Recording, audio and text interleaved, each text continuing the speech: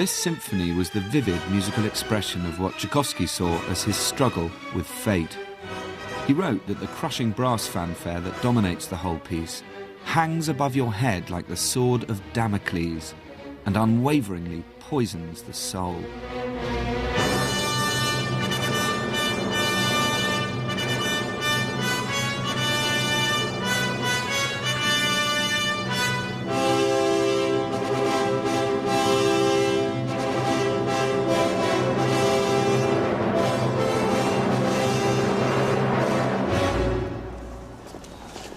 She is devoted to me.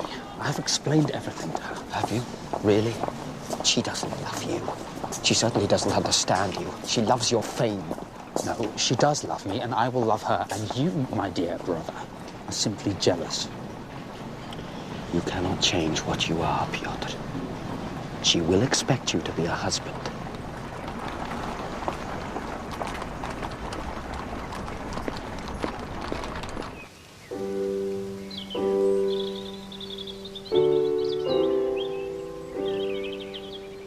But Antonina Milyakova was not the only woman in Tchaikovsky's life.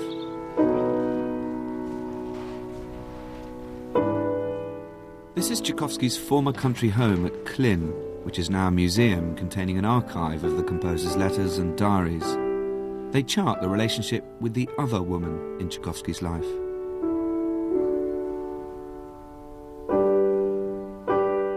In 1877, the same year that he had received Antonina's letter, he'd begun correspondence with a wealthy patron of the arts, Nadezhda von Meck. The fabulously rich widow of a railway magnate, she'd written to Tchaikovsky complimenting him on his music. Tchaikovsky was delighted at the depth of perception and intelligence that von Meck revealed.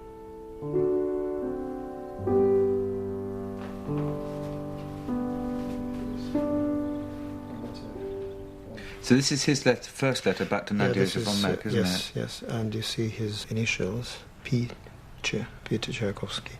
So he writes that, "Dear Miss Nadezhda Filaretovna, I'm sincerely grateful to you for everything nice and flattering that you wrote to me.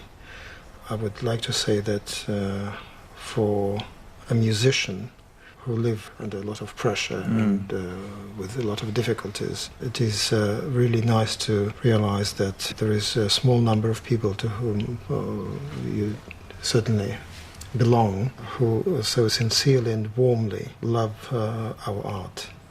Sincerely yours, and with great respect, Peter Tchaikovsky." Lovely letter.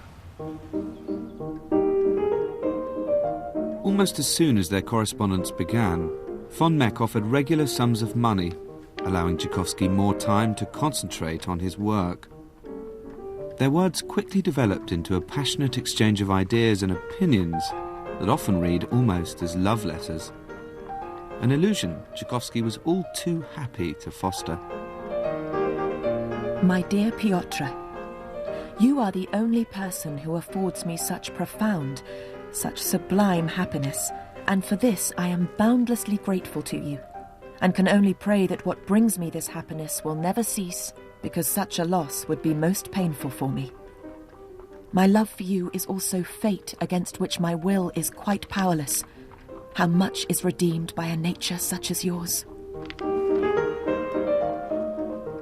My beloved friend, I love you with all the strength of my soul. And every minute I bless the fate that brought me together with you.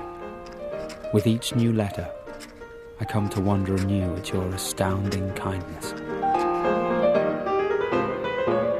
Tchaikovsky and von Meck rejoiced in a shared love of music, but it was a unique and quirky arrangement where both agreed they should never meet, fearing that actually seeing one another face to face would shatter the ideal of their letters. Their paths did in fact cross on more than one occasion, but each time they averted their eyes and scurried away. Theirs was a wonderfully 19th century relationship, a paper romance which defied reality.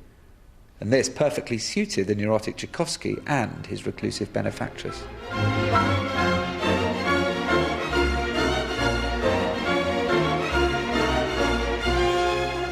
Von Meck and Tchaikovsky corresponded frequently about the Fourth Symphony.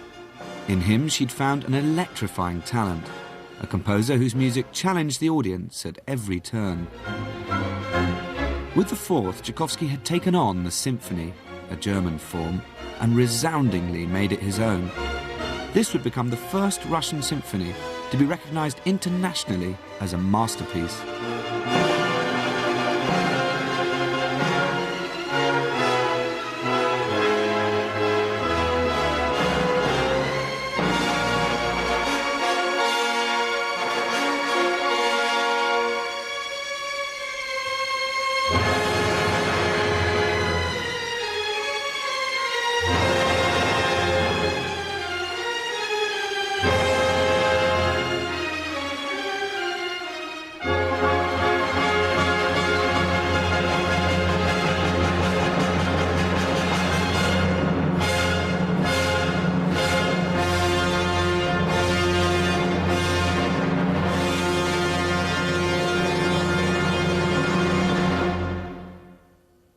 The sudden intrusion of Nadezhda von Meck and Antonina Milyakova into Tchaikovsky's life was not welcomed by his friends, and his idea of marriage was met with ridicule.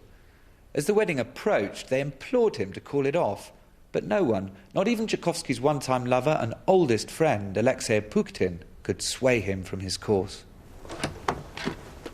I don't love Antonina, but I already feel that I will love her after we've become accustomed to one another.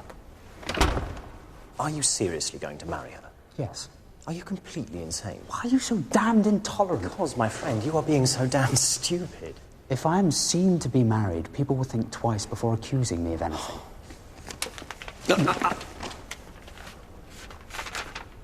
I love you with all the strength of my soul, and every minute I bless the fate that brought me together with you. It is for von Meck. Oh, you love her with all the strength of your soul. I'm merely expressing my gratitude for her financial support. Oh, God, she has an abundance of it. Surely you can see my reason. Why can you not be your own man? My friend, you're selling your soul. Now you are being ridiculous. My letters are enough for her. She loves my music and my music alone. Well, she is the one for you then. Impossible. I'm only a gentleman. She's the widow von Meck. For heaven's sake, she owns the railway. She has her own train and carriage. Your life, my dear, is becoming a farce. И рабу твою сию Антонину, за нею тебе существуется мужу жена. Сопрязи в единомудрии, венчая в плоть едину, даруема плоть чрева, благочадие восприятие. On July the 6th, 1877, just 3 weeks after their first meeting, Tchaikovsky met Antonina at the altar. Against his nature, he was about to embark on a life completely alien to him.